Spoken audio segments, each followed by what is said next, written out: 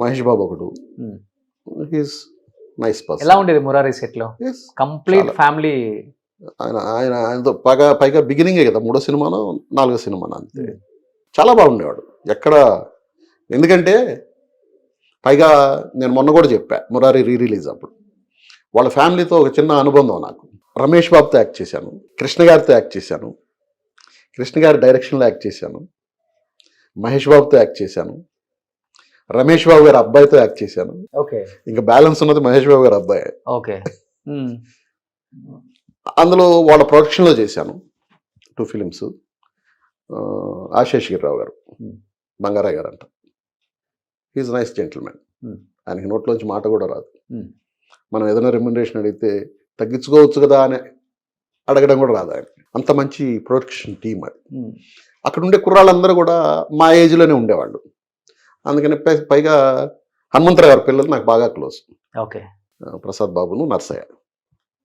వాళ్ళు నా రూమ్కి వచ్చి, వాళ్ళు ఇంకా చిన్నపిల్లలు అప్పటికి, నా రూమ్కి వచ్చి సరదాగా, నాకు అప్పుడే పెళ్ళి అయ్యింది. ఓకే. కానీ అప్పటికి 2వ మూవీ 3వ మూవీ కదా మురారి. అందరేమో సీనియర్స్. అవును.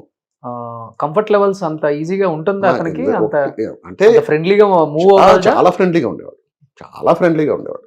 మేము ఆయనతోనే కలిసి భోజనం చేసేవాళ్ళం. చాలా ఫ్రెండ్లీగా ఉండేవాడు. ఎక్కడ అప్పటికే సూపర్ స్టార్ కొడుకు, ఈయనకి కూడా క్రేజ్ ఉంది. అలాంటివి ఎక్కడ డైరెక్టర్ చెప్పింది చేసేవాడు. మేమేదైనా చేసినా అసలు ఎప్పుడు నవ్వుతూనే ఉంటాడు. ఇంకా కోపం ఎక్కడి నుంచి వస్తుంది? కోపడాల్సిన అవసరం రాదు. ఆయన్ని కోపపెట్టే అంత ఇన్సిడెంట్స్ అక్కడ ఉండవు. ఎవడెళ్ళి ఆయన్ని ఇదేంటి చేయడం ఏంటి అనేది అడిగేది కాదు కదా. ఆయన పని ఆయన చేసుకుంటాడు, బాగా చేస్తాడు, ప్లస్ అందరితో జోయల్గా ఉంటాడు.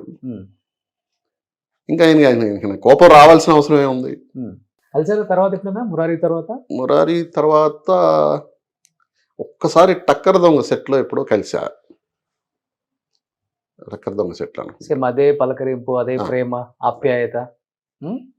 రాజశేఖర్ ఒకడు నాకు. నేను ఎక్కువ పెద్ద హీరోలు అంటే రాజశేఖర్తో ఎక్కువ సినిమాలు చేశాను. ఓకే. రాజశేఖర్ నాతో బాగుండేవాడు. ఈమె గురించి తెలిసి, నా వైఫ్ గురించి, నేను ఇద్దరం కలిసి సినిమా చేస్తుంటే ఈవినింగ్ షూటింగ్ అయ్యాక నాతో పాటు వచ్చి నేరుగా ఇంటికి వచ్చాడు. ఇంటికి వచ్చి లోపలికి వచ్చి ఆమెను చూసి, నేను ఇస్తాను మెడిసిన్ అంటే, కొద్ది రోజులు ఆయన మెడిసిన్ కూడా వాడింది. నేను ఆమెకి లాస్ట్లో ఇంగ్లీష్ మెడిసిన్స్ ఆపేశా. ఓకే. ఇంగ్లీష్ మెడిసిన్స్ ఆపేసి ఓన్లీ హోమియోపతి, ఆక్యుపంక్చర్ ఇలాంటివి చేయించా, ఫిజియో. ఎందుకంటే ఇంగ్లీష్ మెడిసిన్స్ వల్ల సైడ్ ఎఫెక్ట్స్ ఎక్కువ, కిడ్నీస్, లివర్. అప్పుడు రాజశేఖర్ వచ్చి, జీవిత రాజశేఖర్ ఇద్దరు ఆయనే మెడిసిన్స్ ఇచ్చి, ఒక ఆల్మోస్ట్ నేను వెళ్ళి ఆయన ఇంటికి వెళ్ళి తీసుకొచ్చేవాడిని నెల. సార్ రేపు వస్తాను మెడిసిన్స్ కంటే రమ్మని చెప్పేవాడు. వెళ్ళి మార్నింగ్ మెడిసిన్స్ తీసుకుని వచ్చి అవి కూడా చాలా రోజులు వాడాము. అలాగే నూతన్ ప్రసాద్ గారు వచ్చేవాడు.